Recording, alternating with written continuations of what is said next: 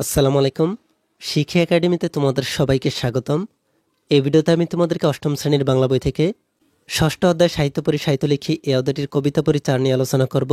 আর এই কবিতা পরিচারে তোমাদেরকে যে কাজগুলো দেওয়া হয়েছে এই কাজগুলোকে তোমরা কিভাবে সমাধান করবে আমি তোমাদেরকে তা দেখিয়ে দিব। তোমরা এখানে দেখতে পাচ্ছ তোমাদেরকে এই কবিতা পরিচারের লেখাগুলোতে বলা হচ্ছে জীবনানন্দ দাশ 1899 সালে জন্মগ্রহণ করেন আর 1954 সালে মৃত্যুবরণ করেন। জীবনানন্দ দাশ বাংলা সাহিত্যের একজন প্রধান কবি। তার কবিতায় বাংলাদেশের প্রকৃতির বৈচিত্র্যময় প্রকাশ ঘটেছে। জীবনানন্দের উল্লেখযোগ্য কবিতার বইয়ের নাম ধূসর পাণ্ডুলিপি, বনলতা সেন, মহাপৃথিবী, সাতটি তারার তিমির ইত্যাদি। তোমরা যেখানে সাধো কবিতাটি কবির রূপসী বাংলা কাব্যগ্রন্থ থেকে নেওয়া হয়েছে। তাহলে তোমরা এখানে দেখতেই পাচ্ছ তোমাদেরকে এই কবিতা পরিচারে যে কবিতাটি দেওয়া হয়েছে এই কবিতাটি হচ্ছে তোমরা যেখানে সাধো। এই কবিতাটি নেওয়া হয়েছে কবির রূপসী বাংলা কাব্যগ্রন্থ থেকে। এরপর তোমাদেরকে বলা হচ্ছে কবিতাটি প্রথমে নীরবে পড়ো, পড়ার সময় অর্থ বোঝার চেষ্টা করো, এরপর সরবে আবৃত্তি করো। তাহলে তোমরা এখানে দেখতেই পাচ্ছ তোমাদেরকে এই কবিতা সম্পর্কে এখানে বলা হচ্ছে কবিতাটিকে প্রথমে নীরবে পড়ো, পড়ার সময় অর্থ বোঝার চেষ্টা করো, এরপর সরবে আবৃত্তি করো। তোমরা এখানে দেখতে পাচ্ছ তোমাদের এই কবিতাটির নাম হচ্ছে তোমরা যেখানে সাধো। এই কবিতাটির লেখক জীবনানন্দ দাশ। তোমরা এখানে দেখতে পাচ্ছ এই ছবিটির পরে তোমাদেরকে এখানে এই কবিতাটিকে দেখানো হয়েছে। এই কবিতাটিকে পড়ার পূর্বেই তোমরা এই শব্দের অর্থগুলোকে ভালোভাবে পড়ে নিবে। এরপর তোমরা এই কবিতাটিকে নীরবে পড়বে, এরপর কবিতাটির অর্থ বোঝার চেষ্টা করবে, এরপর সর্বশেষে তোমরা এই কবিতাটিকে সরবে আবৃত্তি করবে।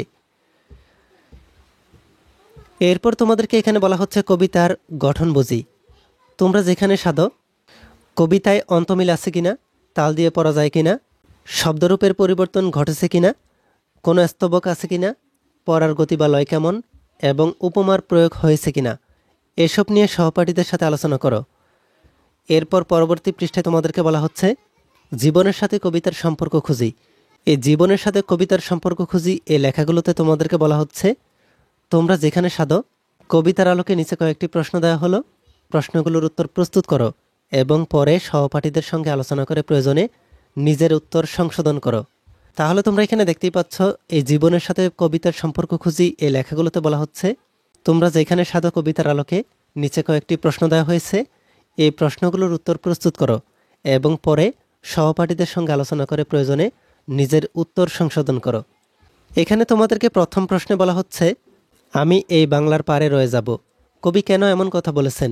এই প্রশ্নের উত্তর তোমাদেরকে এখানে লিখে রাখতে হবে। এরপর তোমাদেরকে 2 নম্বর প্রশ্নে বলা হচ্ছে দেশপ্রেম সম্পর্কে তোমার ধারণা কি? এই কবিতায় কিভাবে দেশপ্রেম প্রকাশ পেয়েছে? এই প্রশ্নের উত্তর তোমাদেরকে এখানে লিখে রাখতে হবে।